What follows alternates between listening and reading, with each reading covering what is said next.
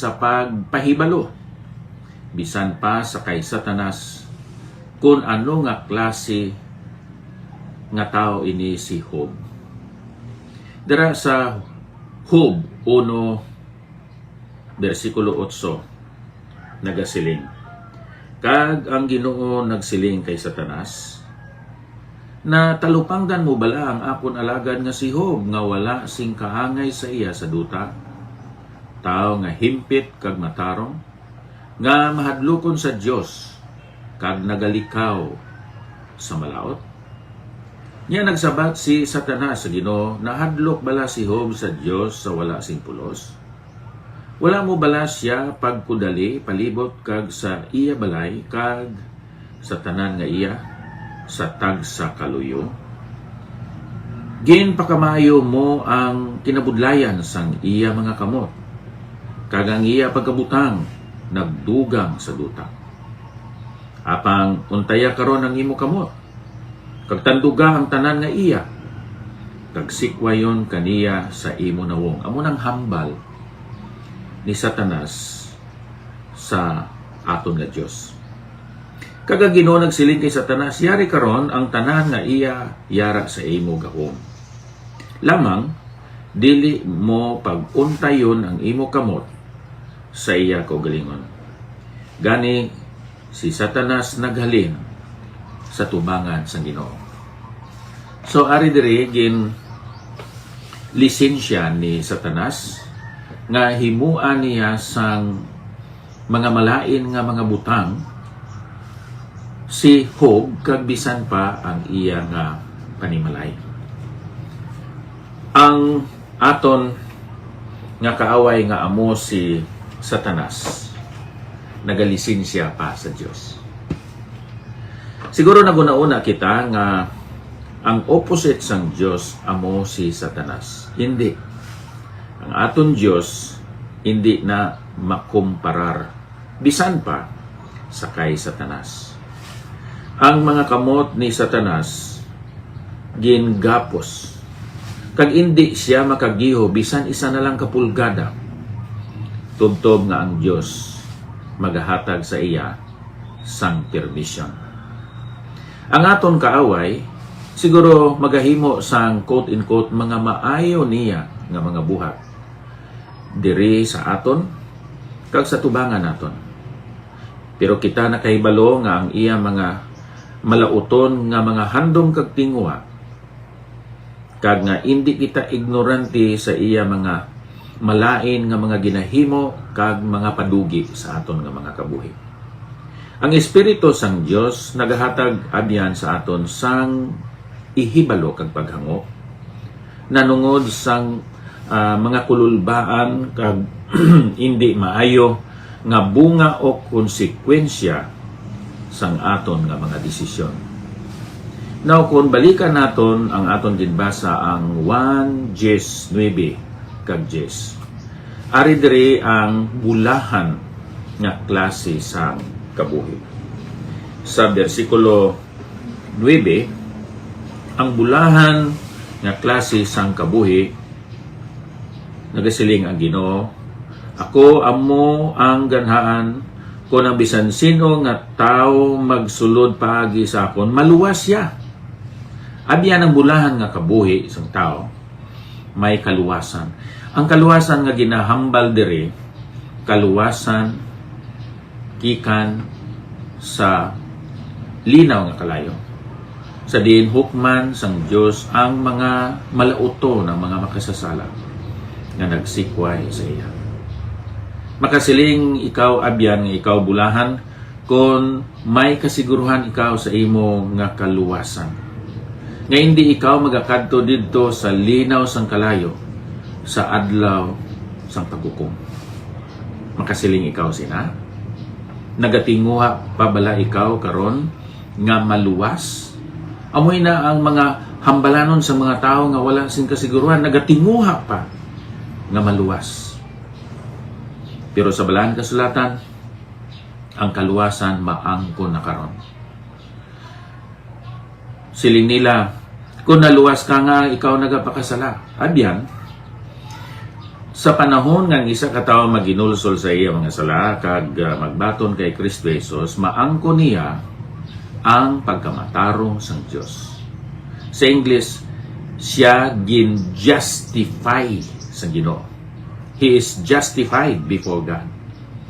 Ang kaulugan sini nga ginisip siya nga daw wala na sang sala. Tungod kay ang iya mga sala ginbayaran ni Kristo Jesus dito. Pinagi siyang kamatayon, paglubong kag pagkabanhaw. So ang tao nga bulahan may kaluwasan. Ikaduha, ang tao nga bulahan may kahilwayan. Kay nagasiling diri, kag magasulod kag magagwa. Magasulod kag magagwa. Amo ina ang tao nga may kahilwayan. Ang isa ka tawo nga may sala kag kriminal, siya magasulod sa bilangguan kag mabudlay sa iya ang pagwa. Tungod wala siya sang kahilwayan. May mga tao man nga nag-ilintra sa mga malain nga mga organisasyon. Maayo ang pag-abi-abi kag pag-welcome sa ila sa panahon nga sila magasulod sa sinang mga malain nga mga organisasyon. Pero once maghandom, mag-attempt sila nga magwa, kag kun makagwa gid man sila pagapatyon. Hindi bala mo na ang ginahimo sang kalibutan? Magahatag sila sa mga pasalig, mga saad. Kag kun ikaw magsulod na, hindi ka na makagwa. Sakay Ginoong Hesukristo, ikaw makasulod gwa. Sulod gwa. Kag amo ina ang freedom, ang liberty, ang kahilwayan nga ma-experiensyahan sa isa ka tawo.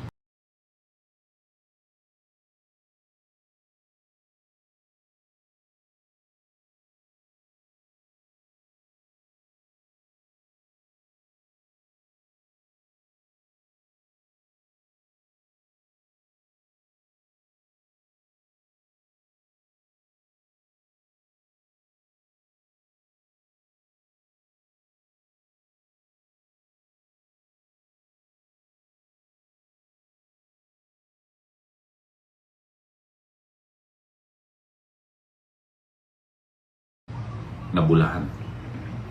Ikatatlo, hindi lamang siya may kaluwasan. Ikadua, may kahilwayan. Kag nagsiling diri sa bersikulo 9 sa katapusan nga bahin, siya may kabulusgan, may satisfaction. Makakita siya sing halalbon. Subong karnero, sufisyente ang iya halalbon. Busog siya. Hindi na siya magpangita sa mga padugi kag mga paagi nga tungod siya maka-experience siya sang ginatuwag kabulahanan sa kabuhi. Nakita niya nga ang iya kabulusgan hindi sa kwarta o sa material nga mga butang o sa gahom o sa posisyon. Madamo sa mga tao nga gusto sila may posisyon agod nga sila makaangkon sang gahom. Kag sa panahon nga sila ara na sa gahom, gusto sila magsaka sa ilang nga posisyon agod nga makapadayon ang ila pag-angkon sang malapad na nga gahom. And then gamiton nila ang ila gahom agod nga makasaka pagin ang ilang nga posisyon. Why? Tungod kay sa sina nga paagi ang ilang nga posisyon, ilan na eksperyensyan, hindi gid man makahatag sang kabulusgan kag kahulugan sa ilang nga kabuhi. Pero sa kay Kristo Jesus, bisan ikaw simple lang nga tao sa sining kalibutan, siguro ikaw mangingisda, ikaw mangunguma, ikaw simple lang nga empleyado, ikaw helper, ikaw sales boy, o bisan ano nga ginahimo nimo agod nga mabuhi nimo ang imo kaugalingon kag imo panimalay. Pero kung ikaw may kaangtanan, relasyon dira sa Dios pinagi kay Kristo Jesus, ikaw may kaluwasan, ikaw may kahilwayan, kag ikaw may kabuluskan. Sa bersikulo 10, ang kawatan dira amo si Satanas. Ang iya mga padugi kag mga paagi abyan amo ang deception. May pagpanginto, may paglimbong, may mga pagpakuno-kuno. Ikadua, to kill. Ang iya paagi kag padugi amo ang pagpamatay. Iya ina ni Satanas paagi. So, kung ano man na nga organisasyon, kung ano man ina nga grupo, kung sino man ina nga tao nga nagagamit sang mga pagpanginto, mga pagpatalang, mga pagpakuno-kuno, deception, may mga pagpamatay, death or killing, iya ina ni Satanas. Ikatatlo, may ginagamit sila nga mga paagi nga ang katuyuan amugid man ang pagpanglaglag. Nagsiling diri sa bersikulo 10, kag pagpanglaglag, distraction. So, tanawa abyan, kung ang imo pundok, grupo, reliyon, sikta, nagagamit sang deception, killing or death, and distraction, hindi ina iya sa ngaton Ginoo, iya ina ni Satanas. Pero si Ginoong Hesus nagkari siya gun maghatag sang kabuhi, sang eternal life, kag pinaagi sa balahan ng Espiritu, imo ma-experiensyan inang abundant life, inang bulahan nga klase sang pagpangabuhi. Ang bulahan nga klase sang pagpangabuhi may ginatawag naton kaluwasan, may itawag naton nga kahilwayan, kag ikatatlo, may kabulusgan sa aton nga kabuhi. Abyan, mamangkot ako sa imo. Ikaw bala may kaluwasan na kay Kristo Jesus? Sigurado ikaw? Ikaw bala may kahilwayan sa sala, sa bisyo, kahilwayan sa kahadlok, kag ginatawag naton kahadlok sa kamatayon, kahadlok sa palabuton nga paghukom? Kung naara ka kay Kristo Jesus, tagan niya ikaw sang kasiguruhan kag kahilwayan.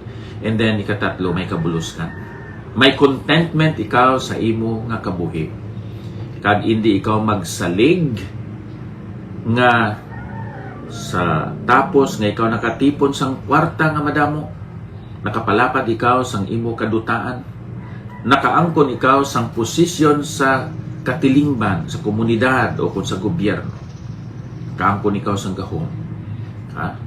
Hindi makapasiguro sa imo nga ikaw maka-eksperyensya sang bulahan ng klase sang kabuhi.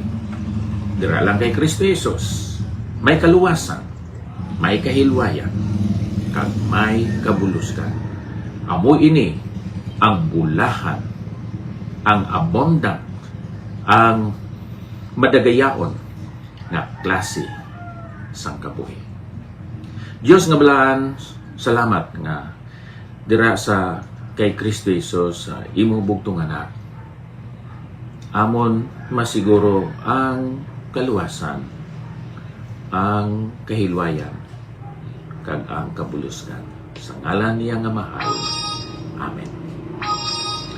So, Nyrel, salamat sa imo nga pag-replay sini. Sa kay Fiid Kila,